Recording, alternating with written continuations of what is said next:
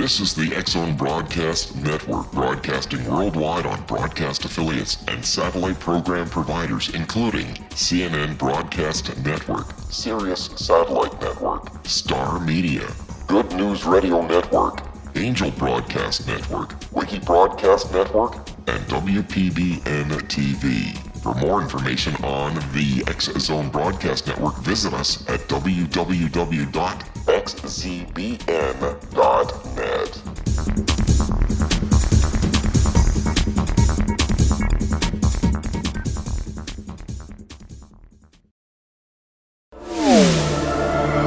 The X-Zone Radio Show with Rob McConnell is largely an opinion talk show.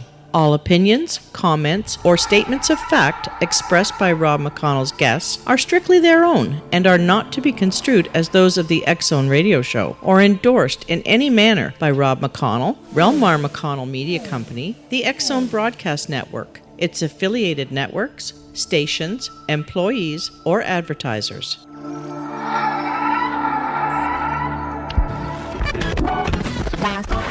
All Hit Radio.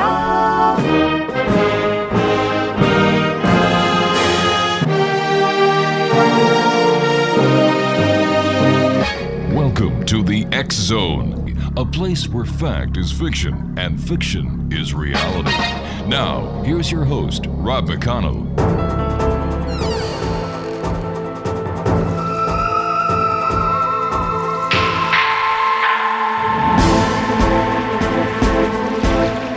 And welcome to the X-Zone, everyone. My name is Rob McConnell, and for the next 4 hours, I'm going to be your host and your guide as together we cross the time-space continuum to this place that I call the X-Zone.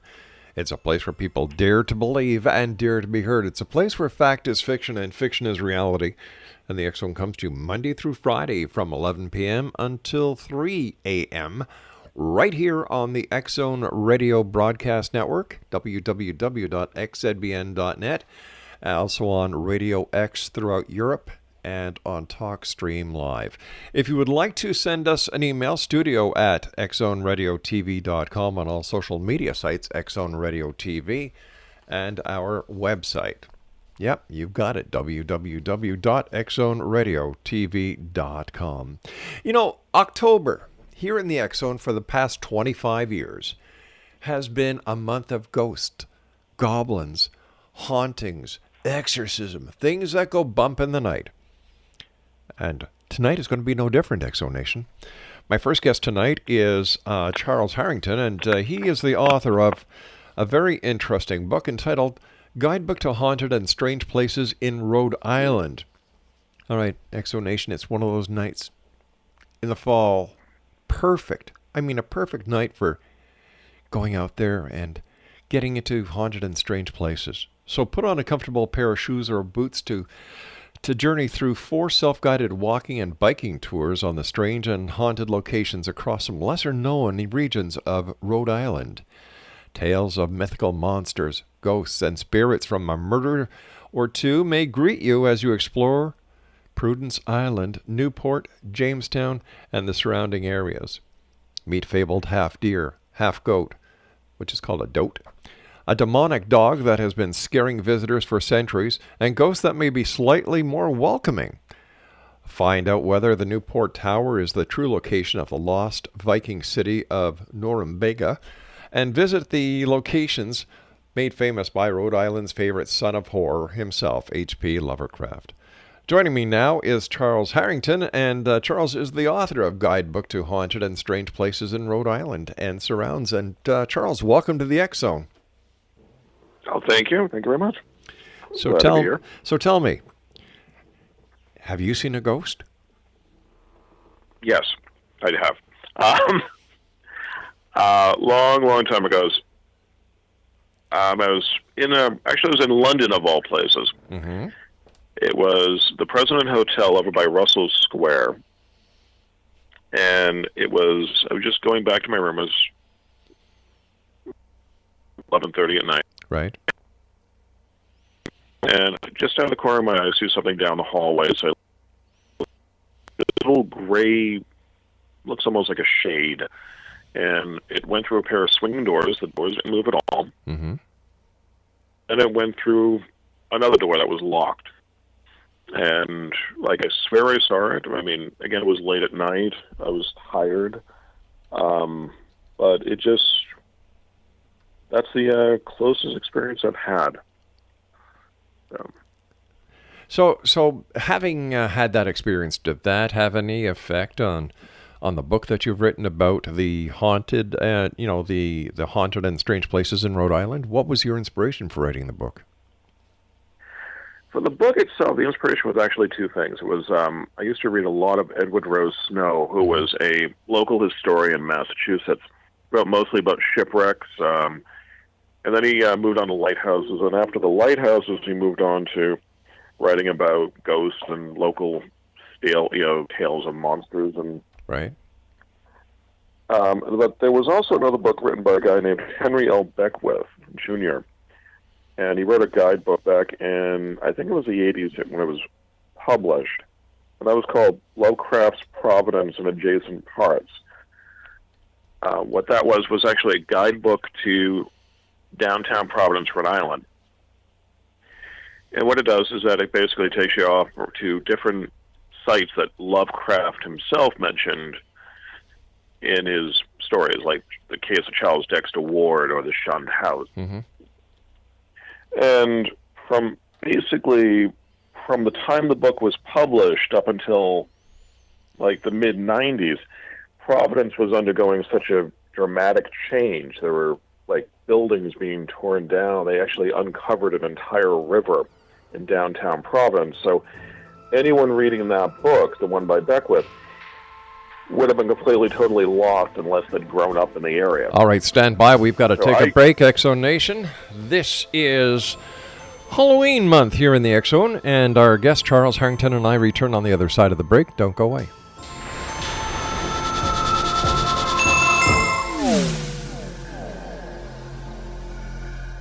This is Kevin Randall. For nearly 30 years, I have been investigating the case of the Roswell UFO. I have interviewed hundreds of people and stood on the crash site. Now in Roswell in the 21st century, I have reviewed dozens of hours of audio and videotaped interviews, examined hundreds of files that relate to the crash, and have returned to Roswell in an attempt to put all that information into the proper perspective. For the first time in Roswell in the 21st century, I have made a dispassionate reevaluation of all that material and provide a new look at what happened. This is a book that clears away all the clutter that has hidden the truth for so long, strips away the various lies that surround the case, exposes the Air Force attempts at cover-up, and found a core of solid information that tells us all where the case stands today. Roswell in the 21st century will be available in just a few weeks. For more information, please visit my website at www.kevinrandall.blogspot.com.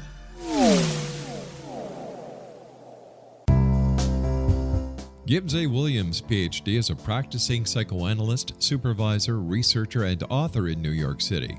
Much of his life has been dedicated to understanding nature and the uses of meaningful coincidences or synchronicities. His radical and original non-Jungian, non-mystical, non-magical theory of synchronicities illuminates much of the fog surrounding this challenging and perplexing topic. His ideas and manners are fresh, presented in a style that is both entertaining and highly informative. He is also an expert on crisis intervention, specially focused on violence reduction for the police and citizens, mastering anxiety, frustration, and stress without the use of medication, and effectively preventing and treating heroin addiction. Dr. Williams can be contacted at his email address at gwwilliamsny11@aol.com or visit his website at www.drgibbswilliams.com.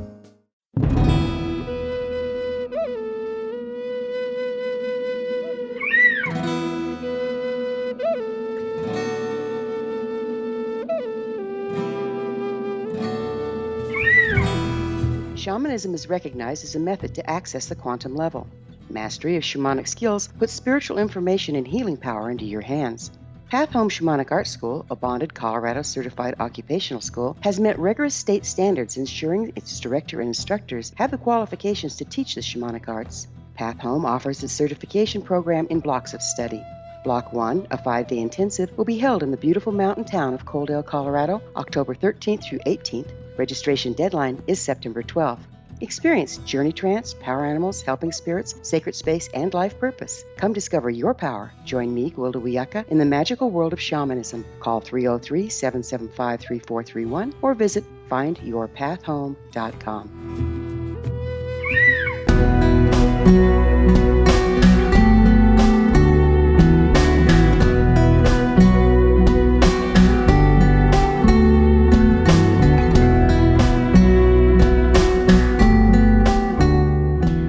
Welcome back, everyone. My guest this hour is Charles Harrington, and he's been writing travel articles for over a decade, mostly focused on Japan, where he lived for several years.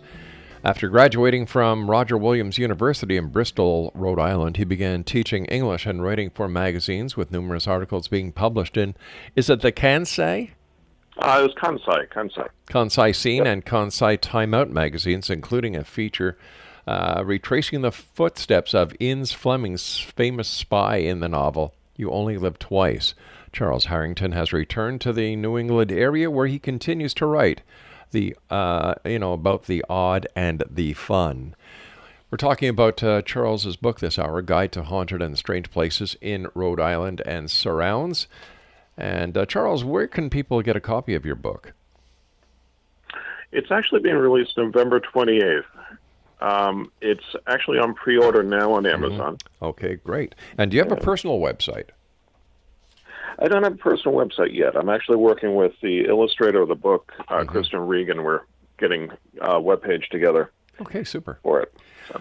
All right, so before I had to break us for the break, you were just telling us about, downtown. What were they doing? Excavating, and they found a river. And so take us through that. What happened was, basically, they knew the river was there all along.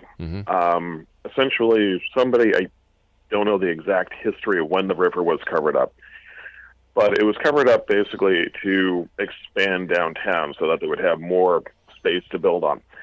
And what they did was they basically built, I'm pretty sure it's the widest bridge in the world at the time. And what happened eventually was a lot of businesses left downtown Providence, so Mayor Vincent Buddy Cianci took it upon himself to basically have the Providence Renaissance, for lack of a better term. Actually, he might have dubbed that term. And what they did was they uncovered the river. They went back, dug up the bridge. The river was back. And they put in this beautiful little park-like area right in downtown Providence by the State House, between the old City Hall, which is mentioned in the guidebook. And it's this gorgeous little river walk. During the summer, they have these torch ceremonies, water fire, and thousands of people go down, just like walk along the banks. And it was one of those things that was not mentioned in the old guidebook by Beckwith.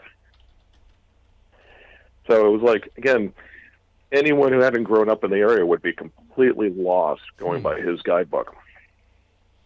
And it was a great guidebook, but it's just so much has changed. So I I got a copy out of the library, went down, started walking around. I'm like, oh yeah, this is where the bridge used to be. And this is where that parking lot used to be. Right. And so I started scribbling down some notes. And then, started working on it from there. I'm like, oh, this would be like a little interesting little guidebook. And then I said, well, why stop there? We'll move on to another, there's a lot of Rhode Island. So started poking around, and a popular, one of my favorite places for hiking is Prudence Island. So I remember in college reading about the doat.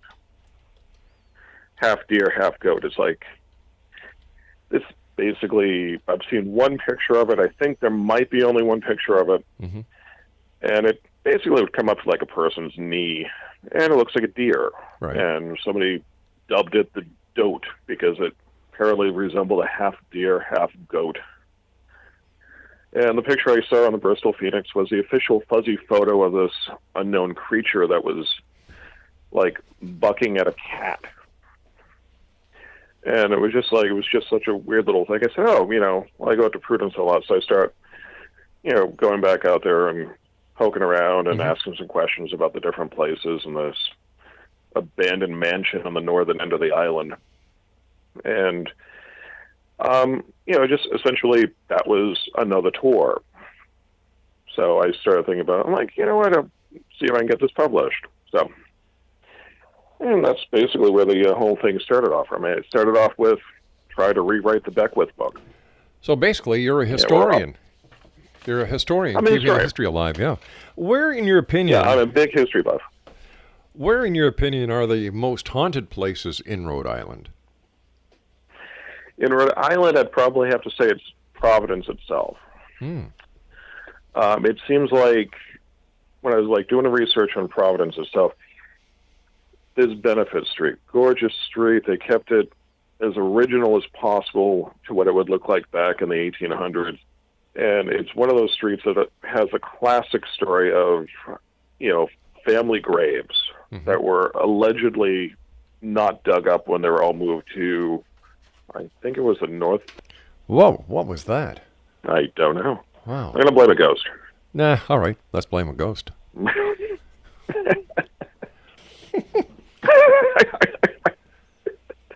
That's it. No more people on here from Rhode Island. They bring the ghosts with them. Well, that's the whole thing. But, I kind of lost my train of thought there. I was asking you where the most haunted place in Rhode Island was. Yeah, so saying Providence. It was Benefit Street. It's allegedly there might be some graves that were missed when the city of Providence went through and exhumed the family plots and moved them all to one central burial ground.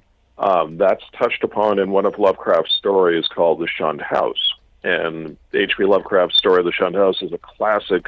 This house is cursed. It's on the side of the College Hill, and nobody's lived there for years.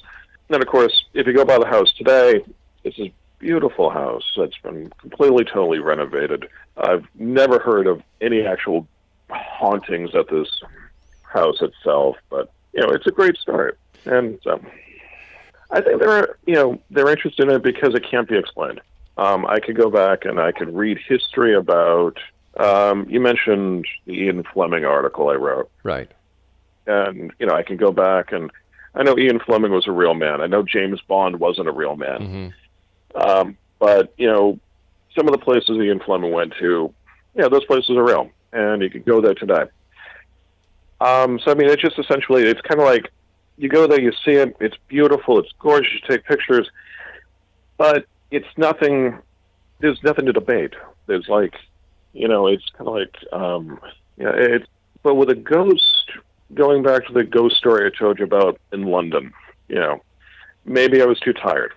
Maybe it was a glass of wine or two that I had before I went to my room that was having that effect on me. Maybe it was jet lag. So, there's a lot of debate, a lot of questions that can be raised about whether that was a ghost or not. And I can have an engagement. I could sit back, have a friendly chat about that. Yeah. So I think that's probably why a lot of people, still enjoy a good ghost story. It cannot be explained.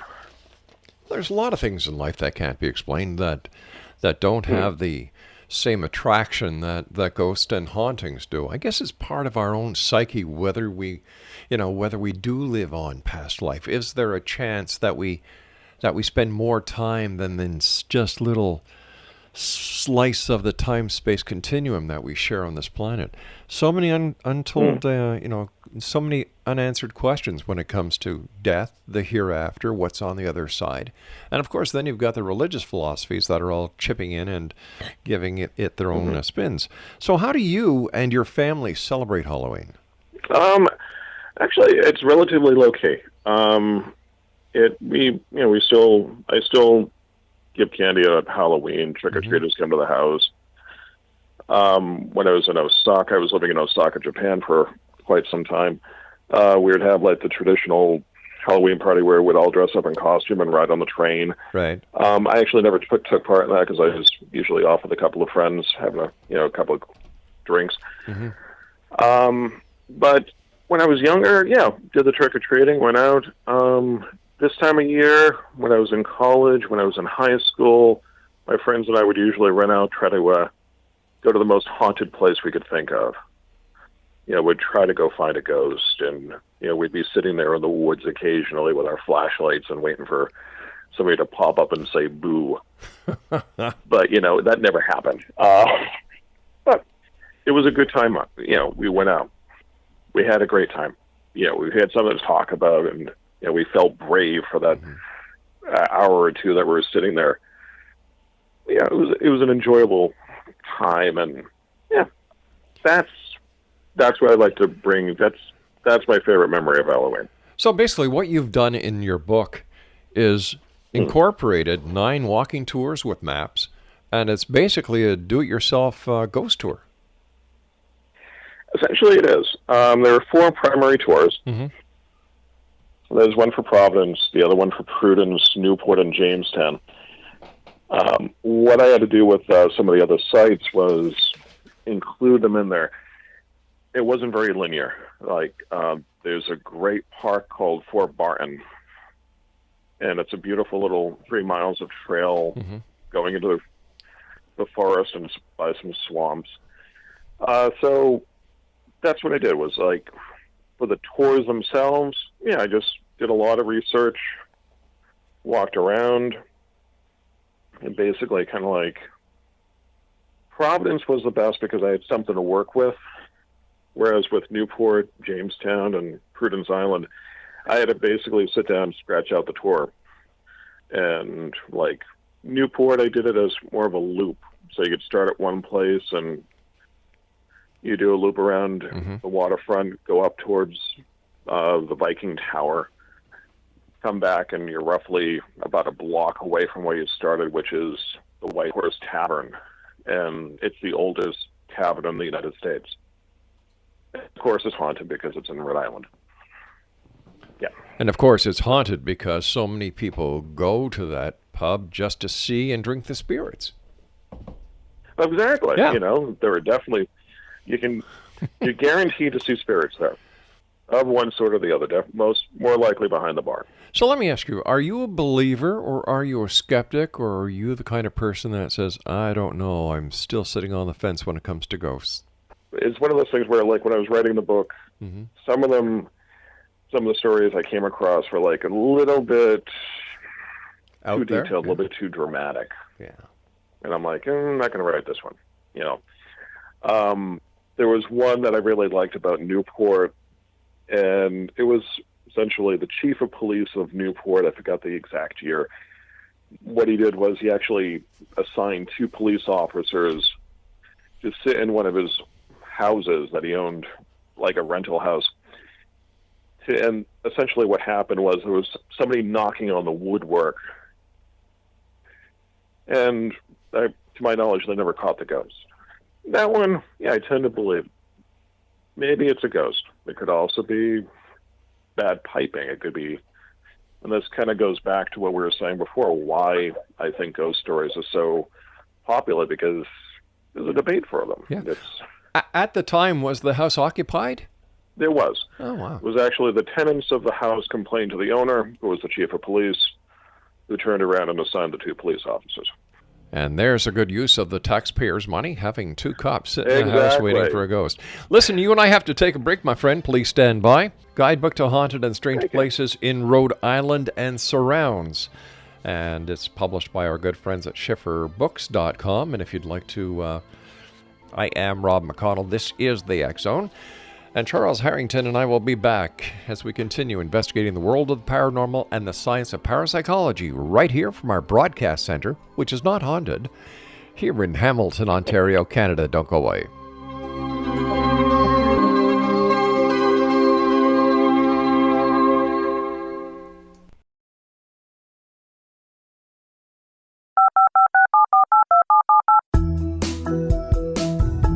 Did you know that when you're on the road with limited data or Wi-Fi, you can still listen to the X-Zone radio show with Rob McConnell, The Science of Magic with Gwilda Wiyaka, High Tech with Corey Kay, and every minute of the 24/7, 365 programming of the X-Zone Broadcast Network by calling 712-432-9459, courtesy of TalkStream Live.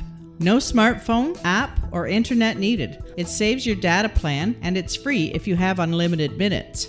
Call 712-432-9459 to listen on any phone, anytime, anywhere. Remember, 712-432-9459 for the best of paranormal, new age, thought-provoking, sci-fi radio programming 24/7, 365.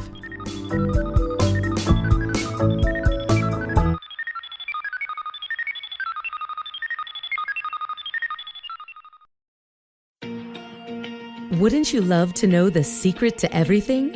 Well then, meet Dr. Kimberly McGeorge and her cutting-edge, breakthrough knowledge that combines science with possibility. Dr. Kimberly brings real-life answers and healing to those open to alternative solutions. She teaches solution-based programs and classes that will change all areas of your life forever. Specializing in conscious creation, intuitive readings, and energy medicine, you can rapidly shift health, relationships, business, and money and abundance challenges quickly. Receive her best-selling book, Secret to Everything, at no cost by going to secrettoeverything.com/X-Zone. That's right, transformation can start now. Just go to secrettoeverything.com/X-Zone and receive Dr. Kimberly's book for free.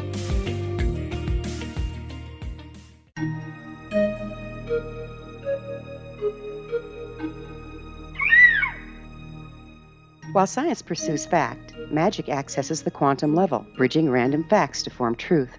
As long as science and magic remain separate and polarized, the truth cannot be known. I'm Gwilda Wiyaka. Join me on the Science of Magic radio program, dedicated to unification and evolution of consciousness. During each episode, I'll be speaking with experienced and respected scientists and mystics. From astrologers to astronomers, from medical doctors to shaman, the scientific method to dowsing and intuition, we'll weave together information from seemingly divergent practices to promote unity and enlightenment. Join me, Gwilda Wiyaka, and the Science of Magic right here on the Mutual Broadcast Network. For more information, visit www.thescienceofmagic.net.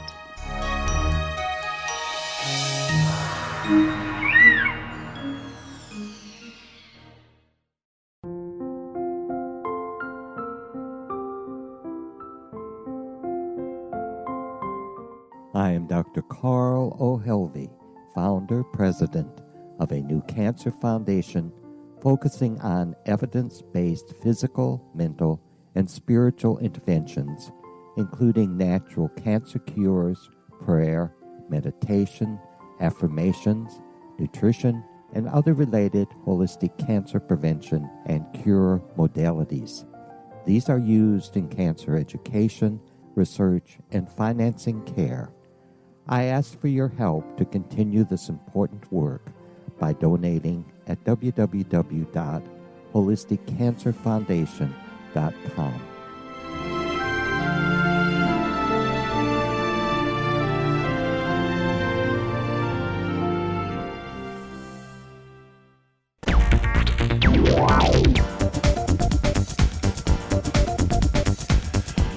Welcome back, everyone. Charles Harrington is my special guest. In fact, during the break, we played a little soundbite to hear what Craig was coming back with when we come back out of the commercial break. And Charles so aptly nailed it.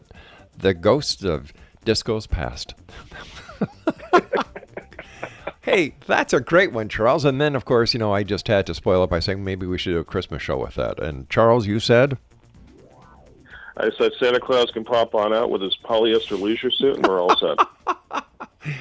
Oh, my gosh. Exo Nation, Charles is the author of Guidebook to Haunted and Strange Places in Rhode Island and Surrounds. It's available from our good friends at Schiffer Press. Charles, could you take us on one of the shortest tours that you give in your book?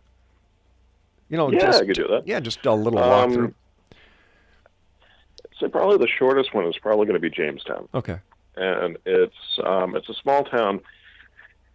It's often overlooked, unfortunately, because it's right across the bay from Newport. Mm-hmm. And in the summer, there's actually a great little ferry that runs from Newport over to Jamestown. And what it drops you off right in the docks. And so, it's this beautiful pier area.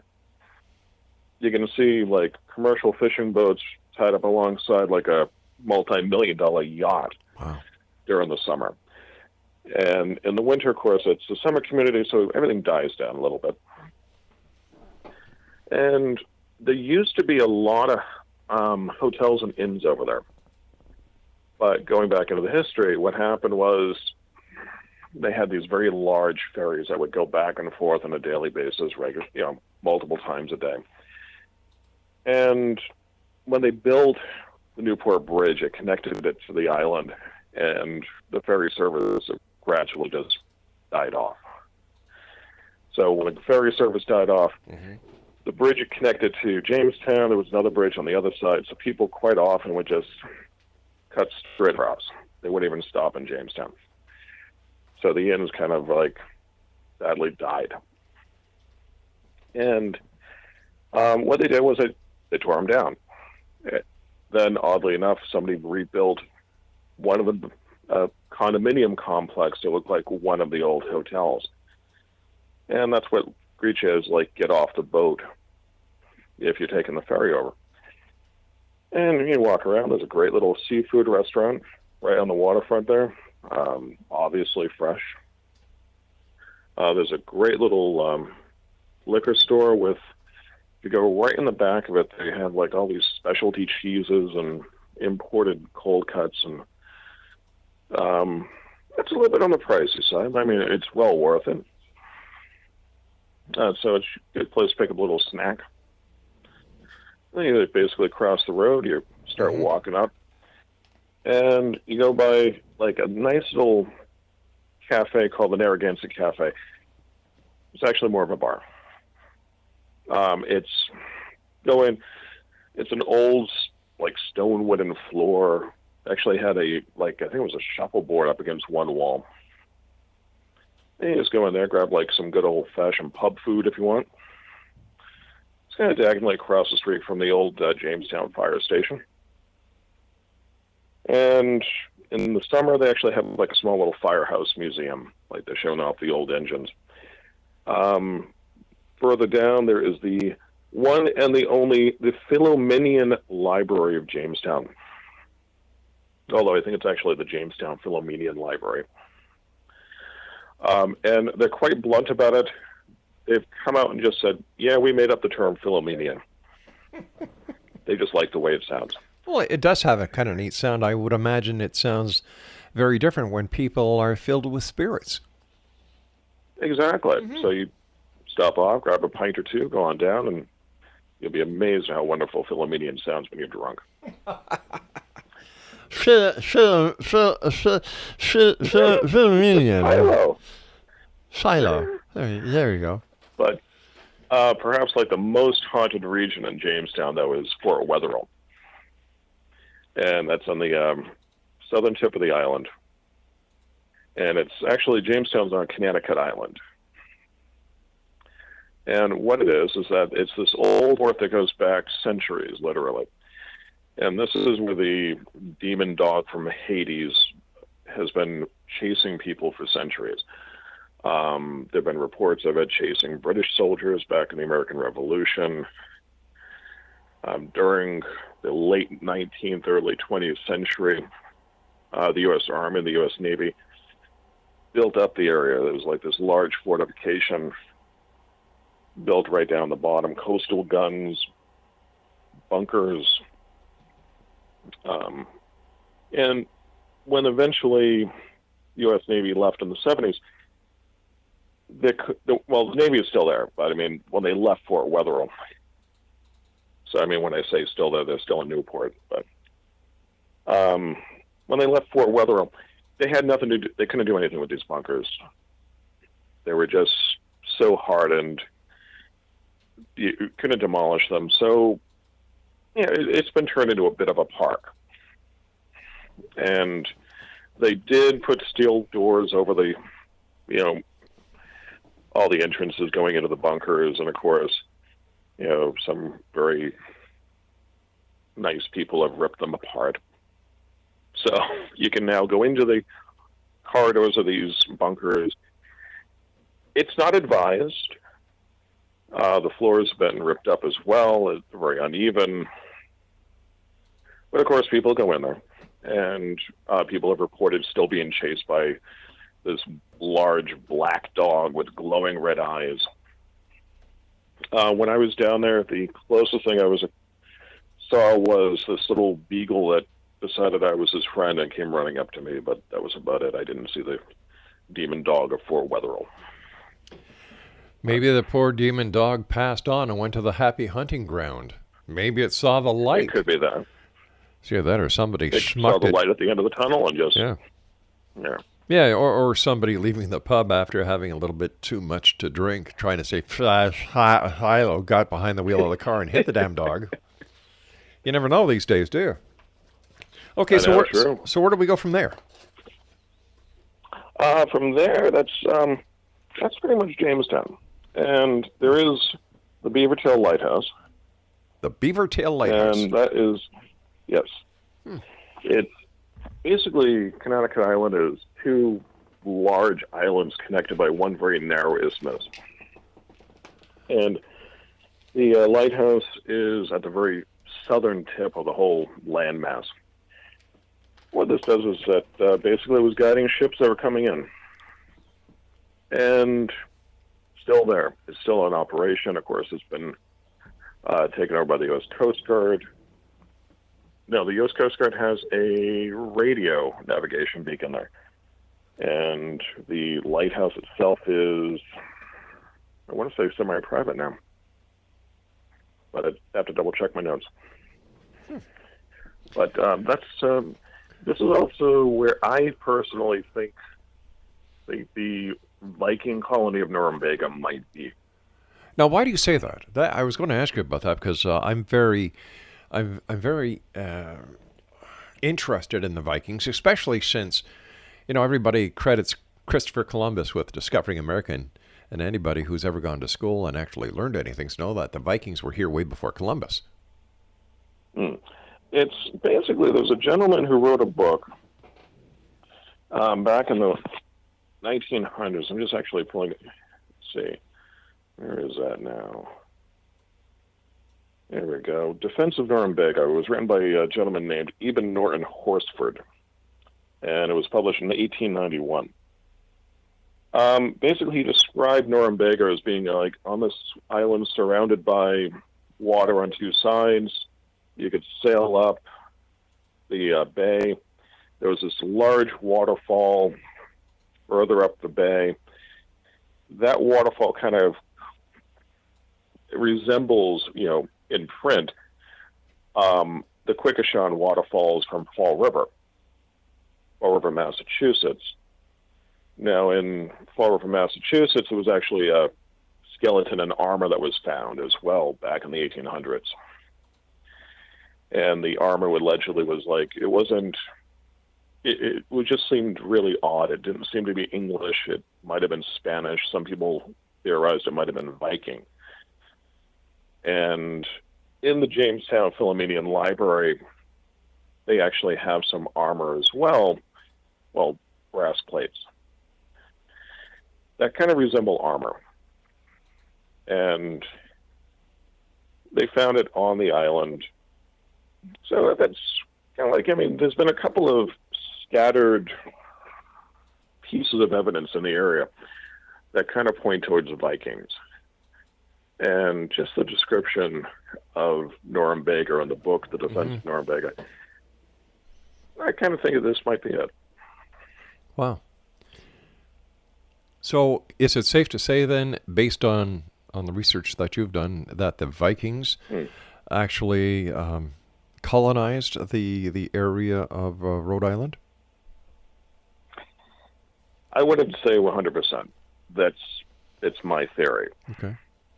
I wouldn't go out and write an entire book just on that, and I'm not as adamant about this as a lot of people are. I think it's a very strong possibility. And while I was researching the book, I did come across a reference to a tribe that nobody had a name for. They were very good with stone cutting and everything else. And I'm thinking, okay, there's a possibility of maybe it was a Viking ship, got blown off course. Maybe it, beached itself in this area. If maybe 15, 20 sailors jumped off the boat, they couldn't make it back, or they just decided to stay here. Maybe they made a go for it.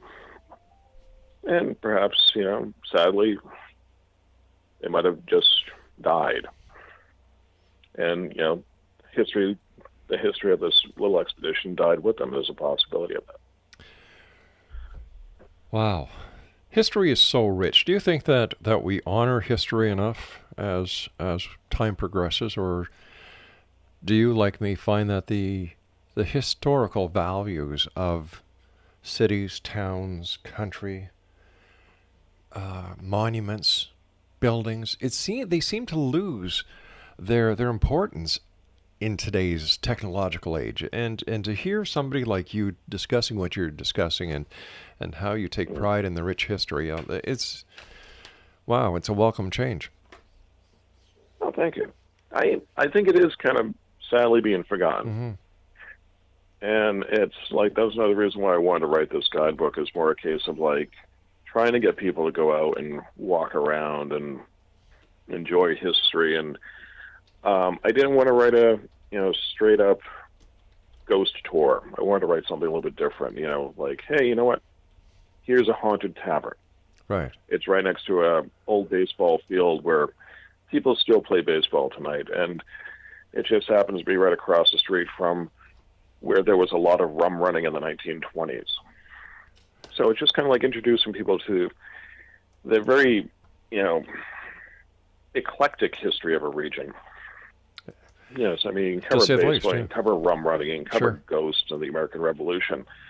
And you can do all that in like maybe a half-mile stretch. All right, stand by. We have to take our final inning stretch here in the X Zone. Charles Harrington is our special guest, X Zone Nation. He is the author of Guidebook to Haunted and Strange Places in Rhode Island and Surrounds. And we'll both be back as we wrap up this hour here in the X Zone from our broadcast center in Hamilton, Ontario, Canada. Don't go away.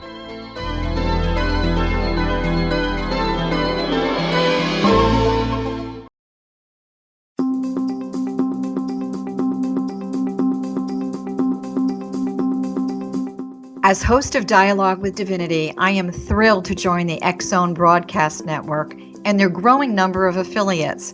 My quest for a connection to the divine ignited my successful career path as an international spiritual counselor for over 40 years, an author of 4 books, and well-known metaphysical educator. My clients call me their spiritual mama. So my job is to offer you a radio show to help you grow spiritually with wisdom and get specific tools from guests who are experts in their field. Tune in to Dialogue with Divinity and be part of the conversation with Spirit. My goal, your happy soul. For more information, please visit my website at johannacarroll.com.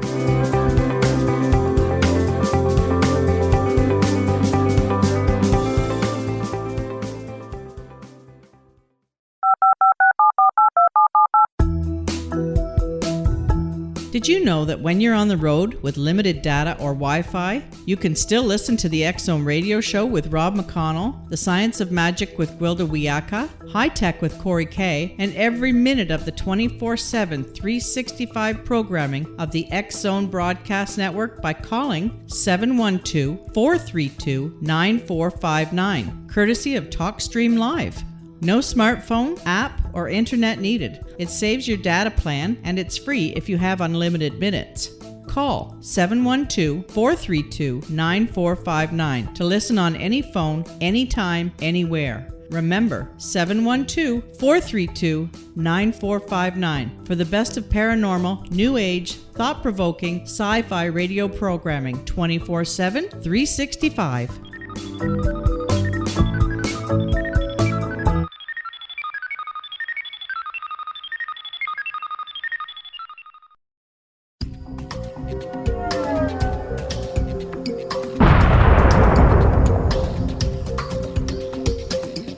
Coming soon to the X Zone Broadcast Network is A Different Perspective with me, Kevin Randall, as your host. We'll be taking a close look at what is happening in the world of UFOs today with side trips into the paranormal. Guests will range from those who are household names to those who have a different perspective on a variety of topics. No topic will be taboo, but there will be tough questions asked as we all search for the truth about UFOs, the paranormal, and those things that excite us. Sometimes we'll agree with a guest and sometimes we won't, but we'll try to keep the program topical. For those of you who would like to read, be sure to visit www.kevinrandall.blogspot.com and remember to listen to the other fine programs on the X Zone Broadcast Network at www.xzbn.net.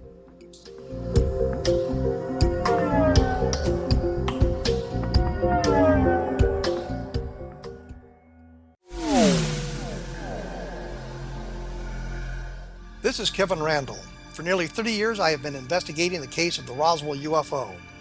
I have interviewed hundreds of people and stood on the crash site. Now in Roswell in the 21st century, I have reviewed dozens of hours of audio and videotaped interviews, examined hundreds of files that relate to the crash, and have returned to Roswell in an attempt to put all that information into the proper perspective. For the first time in Roswell in the 21st century, I have made a dispassionate reevaluation of all that material and provide a new look at what happened. This is a book that clears away all the clutter that has hidden the truth for so long, strips away the various lies that surround the case, exposes the Air Force attempts at cover-up, and found a core of solid information that tells us all where the case stands today. Roswell in the 21st century will be available in just a few weeks. For more information, please visit my website at www.kevinrandall.blogspot.com.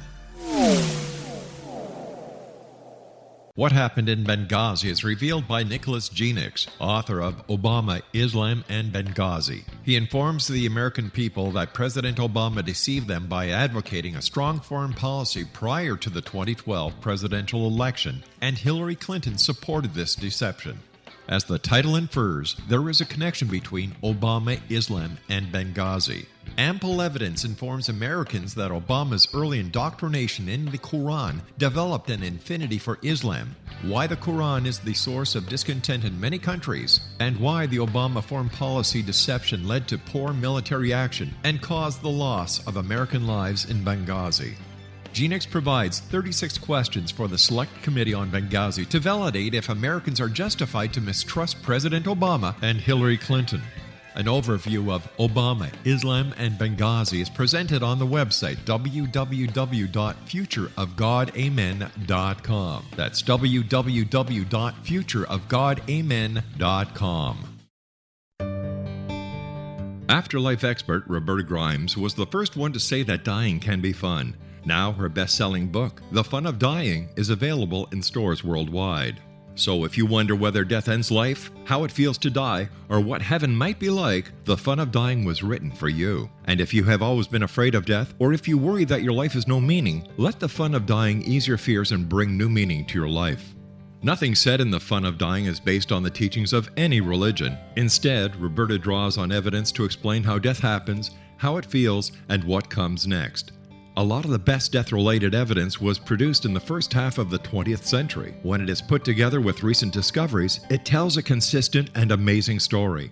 Roberta Grimes blogs and answers questions at robertagrimes.com. Her wonderful book, The Fun of Dying, is available on Amazon and at stores worldwide wherever books are sold.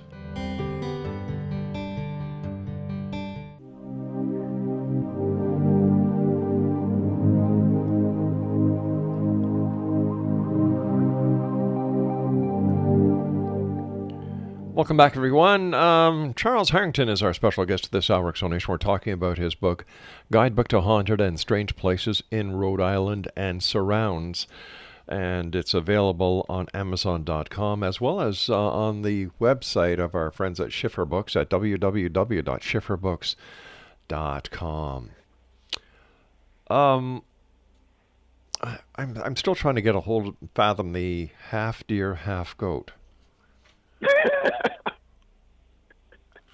I am too. I can come up with a few explanations on my own, like you either had a horny goat or a horny deer, and they just wanted to buck around. And that was pretty bad, I know. But okay, so it sounds like do you remember the I forget what show it was on, but they always had a jackalope. A jackrabbit crossed with an antelope? Oh, what was that? It was really good. We both remember the title. No problems. Okay. Yeah. So how do you, as a historian, as a teacher, as a person who does serious travel guides, when you hear of a jackalope, of a what the heck? Doat. A doat. A doat. A doat. It sounds like what's one on one, and the guy goes doat. Or what was that your wife said to you the other day when you came home drunk? Doat. It almost sounds like something you'd hear on The Simpsons. It does. Yeah, actually, it sounds like Homer Simpson. Yeah. Yeah, it does. So how do you? Is there any reason? Is there any rhyme that you found during your research that would indicate that this is actually something that has been seen, or is this just another myth that enriches the local history?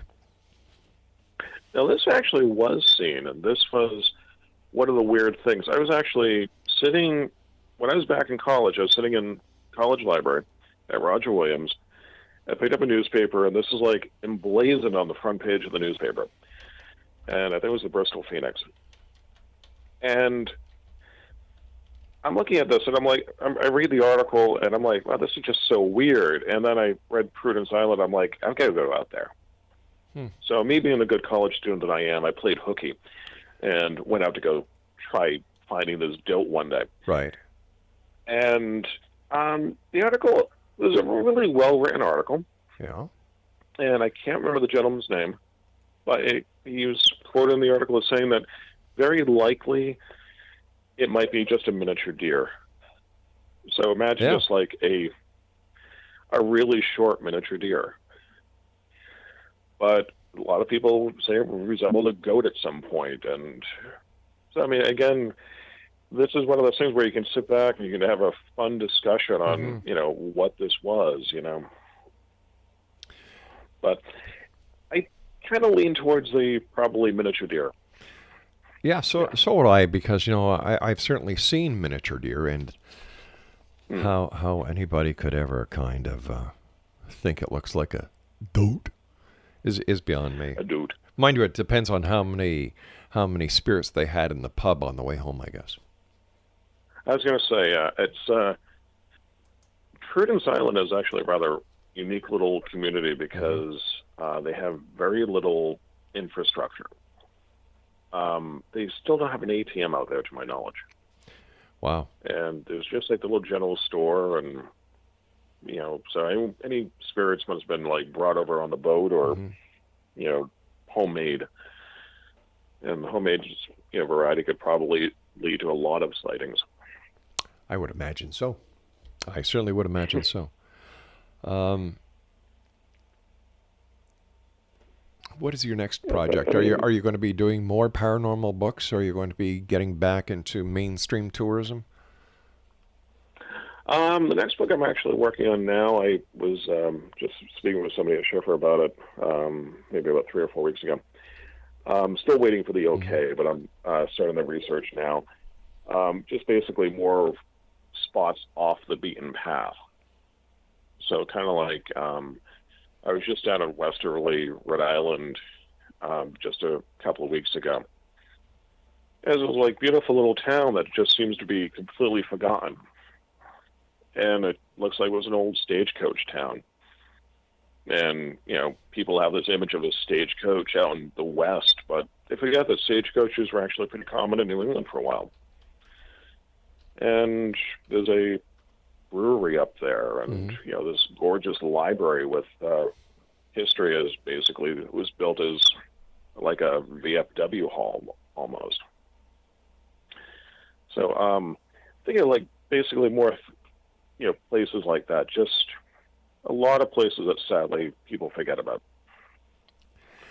So when you write a book about these places that are, off the main trail or whatever, how do the people feel who are off the main road who wanted to get away from the everyday traffic of hikers and those who want to take up to the trail that now there's an author like yourself who's spilling all the beans? I haven't had any negative experiences. One experience that jumps to mind was this small little distillery in a village called Yagyu, Japan. Right. And I went in after a long hike, and it's at the very end of a trail. And went in one day, and I'm like, started chatting with the lady behind the counter. She was offering free samples of sake, and I'm like, of course I will have some. Wait a second. Hold on here. Yeah. It seems that wherever you go, there's booze. Yeah, it is. I'm All an right. Irish writer. Hey, you and I got to hang out one day. We got to do that. We'll exchange stories. We'll look for We'll look for the doat. Either that, or we'll create our own doat. We'll make our own doat. There you go. You go looking for the bucking doat. Oh, if we could be dangerous together, my friend. So before I so rudely interrupted you, you were at this restaurant getting free samples of sake. Oh, it was a distillery. They made the sake. Yeah, they made the sake in back and at a little storefront. And I asked the woman, I said, hey, I'm writing for a magazine. Do you mind if I mention your, distillery? And next thing I know, I'm getting a tour of the whole process, and the woman is explaining everything to me in Japanese, and I'm like making out probably every fifth or sixth word because she's going into the technical details of how to distill alcohol, and I'm like, I just imagine I did look like that deer in the headlights at some point, because I'm like, oh, okay, I understood water. And, oh, that's rice. I know that word now, yes. So, but I mean, she was exceptionally pleasant, and that's been the reaction I've gotten from a lot of people when I go off to these places. Wow. Well, no matter what you do, my friend, I wish you much success. And how do you celebrate Halloween in Rhode Island? Actually, I'm right across the border in Massachusetts. That's why you're picking on Rhode Island, yeah? Yeah, basically what it is I'm like right now I'm roughly about a mile and a half from the Rhode Island border. So I mean, like southeastern New England. Mm-hmm. This year I'll probably end up, big surprise, I'll probably end up at a bar. Yeah. I learned something the other day that I will never forget. We're going over to my daughter's house for Halloween. Thanksgiving. And, Thanksgiving is the onset of fall festivities, food, pumpkins, and so on. I had in my drawer a brand new orange T-shirt I hadn't worn yet. I was saving it for a special occasion. I never knew what that special occasion was because I hope it never came because I really didn't like the shirt. So my wife says to me, why don't you wear this to Thanksgiving dinner? And I'm saying, you got to be kidding. Well, I was thinking a lot worse, but that's what came out because I've learned over the many years we've been married to put that filter in place. And, I said, okay, makes her happy, makes my life easy. So we walk into my daughter's house, and she says, oh, my God, Dad, you're the great pumpkin. So I just looked at my wife, and she said, oh, I still like it on you. They're only kidding. When you're 6'5", and somebody says you look like the great pumpkin wearing a T-shirt that is orange, you can't take them for any other way but being serious. Yep. So I promised myself, when my wife suggests I wear something to the family dinner, I will say no. Now, I wouldn't mind wearing that T-shirt going to a pub with you on Halloween because I think it would be really cool. Like, that's what it's meant for. You know what I mean? Yeah, I know what you're saying. Yeah. I mean, leading up to Halloween, there were a few people at work. Mm-hmm. They were talking about going into the Freetown State Forest, which is like allegedly the most haunted forest in Massachusetts. Wow. So probably going into the forest at some point during the day because, I'm not that crazy or not that drunk at the moment. He said at this moment, yeah. At this moment, Well, hey, listen, buddy, you and I have to say so long for tonight. It's been great having you with us. Love to have you back on in the future. And continued success. And to you and yours, happy Halloween, and I hope you do not get a stiff elbow enjoying your Halloween festivities. I will do my best, Rob. Thank you very much for having me on. You take care of yourself. Exonation, my guest this hour has been Charles Harrington. We've been talking about his book that has all these great haunted locations in Rhode Island. It's got maps. It's a do-it-yourselfer, and that's what makes it so special. Guide to Haunted and Strange Places in Rhode Island and surrounds. My name is Rob McConnell. I'll be back after this break. Whatever you do, don't go away.